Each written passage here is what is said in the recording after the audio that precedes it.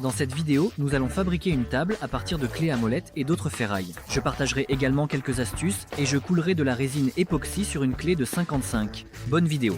Je termine petit à petit la rénovation de mon atelier. Je me suis rendu compte que dans chaque coin, il y a plusieurs caisses remplies de choses très importantes, dont personne ne s'est servi au cours des 10 dernières années. Je suis resté longtemps devant elles à réfléchir, mais je n'ai pas réussi à imaginer un scénario dans lequel j'aurais besoin, dans cette vie, de 17 clés de 12 identiques. Et j'espère vraiment que je n'aurai jamais besoin de cette clé de 55.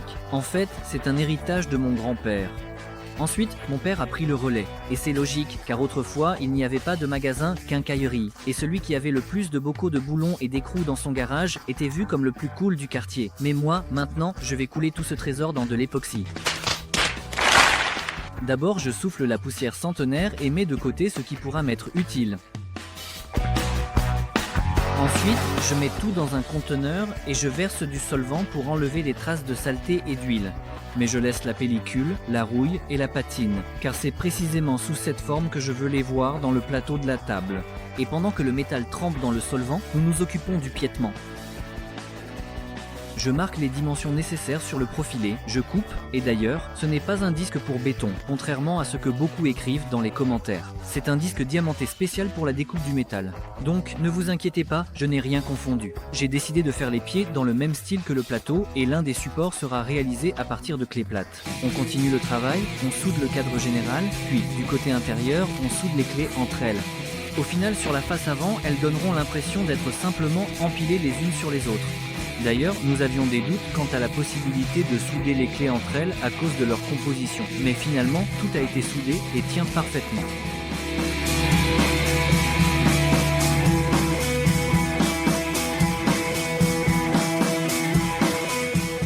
Pendant ce temps, je ne ponce le profilé qu'aux endroits des soudures, car pour le reste, je prévois de le laisser dans son état d'origine. Au final, il s'harmonisera parfaitement avec le plateau de la table et s'intégrera très bien dans l'ensemble.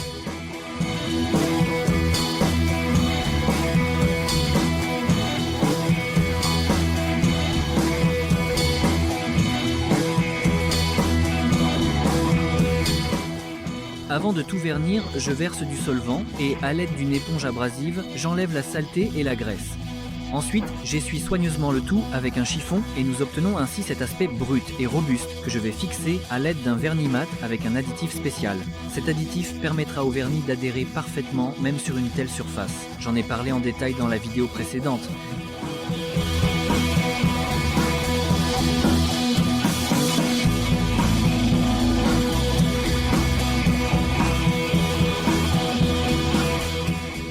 Mais pendant que le piétement sèche, je m'occupe du plateau. La base sera constituée d'un verre de 8 mm d'épaisseur. J'ai beaucoup aimé cette technique, car elle facilite vraiment la vie. Je rends le verre mat avec du papier de verre grain 320 et je pense prochainement réaliser un épisode spécial où nous examinerons cette technologie en détail et ferons un crash test. C'est-à-dire que nous allons combiner le verre avec de l'époxy et le tester à fond. N'hésitez pas à écrire en commentaire si vous souhaitez voir ce genre de vidéo sur la chaîne. C'est vraiment vos commentaires qui détermineront si elle sortira ou non. Cette fois, j'ai aussi décidé de faire le coffrage en verre. Cela présente des avantages. D'abord, le verre est un matériau bon marché. Surtout, le verre est parfaitement lisse et pas besoin de ruban adhésif. Ainsi, aucune trace de ruban adhésif. Je fixe les bords avec de la colle chaude. Elle maintient assez fermement l'ensemble de la structure.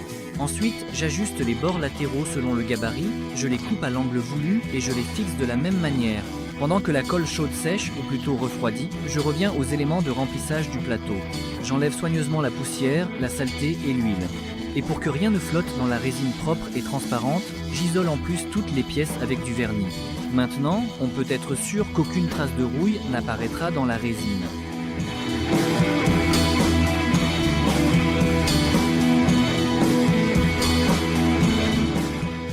En me rappelant comment, dans la vidéo précédente, j'ai dû enlever 5 kg de résine du sol, j'ai décidé d'appliquer en plus du mastic sur toutes les jonctions. Comme on dit, compte sur la colle, mais il ne fait jamais de mal de passer un peu plus de mastic.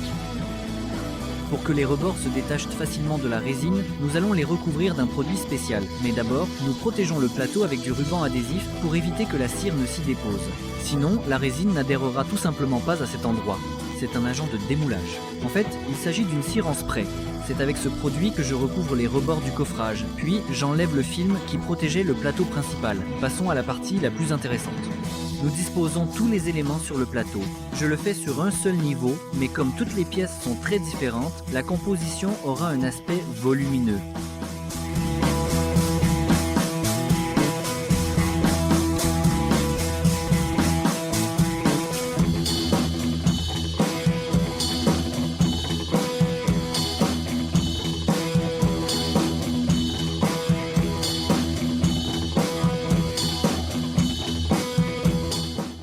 Cette fois, nous utilisons une nouvelle composition. Elle vient tout juste d'apparaître sur le marché et a fait beaucoup parler d'elle. Au final, j'ai pu mélanger tranquillement 15 kg de produits dans un seau. Je tiens également à souligner que la composition est pratiquement inodore. Mais maintenant, on verse comme si on utilisait un seau. Au final, toutes les bulles d'air s'échappent d'elles-mêmes, ce qui facilite vraiment la vie.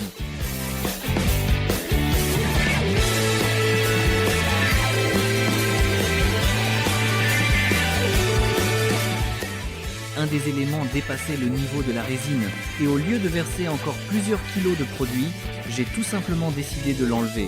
Comme on dit, nous ne cherchons pas la facilité, et on laisse tout comme ça pendant 4 jours. Après quelques jours, tout est à sa place et le sol n'est pas collant, et c'est un bon signe. Comme vous pouvez le voir, le coffrage se retire parfaitement et les bords sont nets. Donc on peut sans hésiter inscrire cette technique sur la liste des méthodes fiables et installer le plateau sur le piétement. N'hésitez pas à donner votre avis et à proposer vos propres idées pour le coulage de plateau de table. Et un like ou un partage si la vidéo le mérite.